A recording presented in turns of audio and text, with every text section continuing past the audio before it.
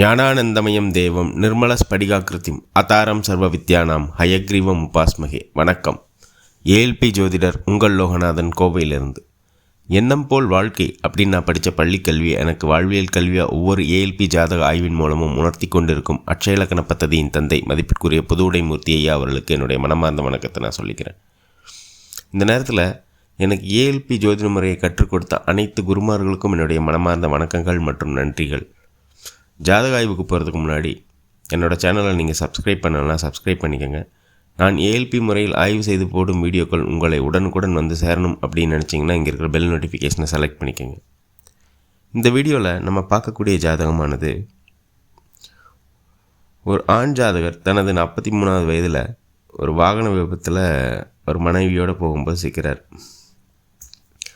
இப்போ இந்த நிகழ்வில் வாகன விபத்தில் அந்த வாகனம் கம்ப்ளீட்டாக டேமேஜ் ஆயிடுது. பட் இவங்க 2 பேரும் தப்பிச்சிடுறாங்க.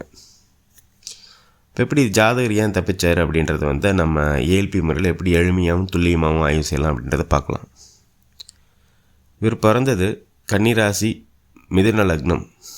43 வயது போயிட்டுருக்கப்போ இவருக்கு போன அட்சய லக்னமானது விருச்சிக அட்சய லக்னம். அதன் அதிபதி செவ்வாய் பகவான். 1க்கும் 6க்கும் ஆதிபத்தியம் பெற்றவர். அவர் விருச்சிக லக்னத்திலேயே இருக்கார். இப்போ நம்ம வாகனம் பற்றிய நிகழ்வை பார்க்குறதுனால வாகனம் அப்படின்றது நம்ம 4ஆம் பாவகத்தை எடுக்கணும். அப்போ விருச்சிகத்துக்கு 4ஆம் பாவகம் அப்படின்றது கும்ப வீடு. அதன் அதிபதி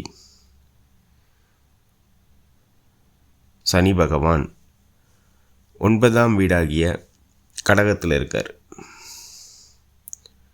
இப்போ நம்ம 7ஆம் அவர் மனைவியோடு போனதுனால 7ஆம் பாவகத்தை பார்க்கணும். விருச்சிகத்துக்கு 7ஆம் பாவகம் அப்படின்றது ரிஷப வீடு. அதன் அதிபதி சுக்கிர பகவான் 3ஆம் வீடாகிய மகரத்தில் இருக்கார். இப்போ இந்த 3 அதிபதிகள் நம்ம பார்த்தோம், செவ்வாய் பகவான், சனி பகவான், சுக்கிர பகவான். இவங்க யாருமே இந்த வாகனம்ன்ற 4ஆம் பாவகத்துக்கு சுபமான நிலையில் இல்லை அப்படின்றது நமக்கு இதை தெரிஞ்சது.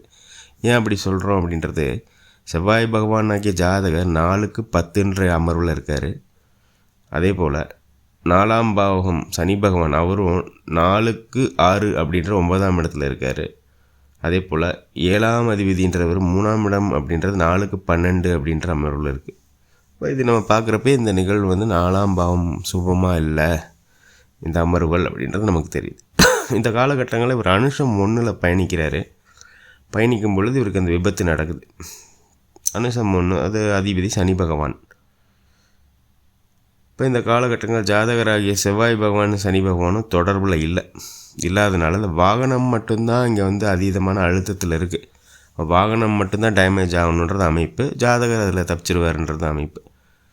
இப்போ நம்ம இதை எளிமையாக இப்படி ஏஎல்பி முறையில் நம்ம இதை ஆய்வு செஞ்சிட்டோம். இப்போ இதே ஜாதகர் ஏஎல்பி முறையை கற்றுக்கிட்டு இருந்தாலோ இல்லை ஏஎல்பி ஜோதிடர் அணுகியிருந்தாலோ அவர் சொல்லியிருப்பார், இந்த காலகட்டங்களில் நீங்கள் வாகனத்தில் போகும்பொழுது கவனமாக போங்க, அதிலும் குறிப்பாக உங்கள் மனைவி அல்லது நண்பர்களுடன் போகும்பொழுது இன்னும் கவனமாக இருங்க அப்படின்ற மாதிரி அறிவுறுத்தியிருப்பாங்க.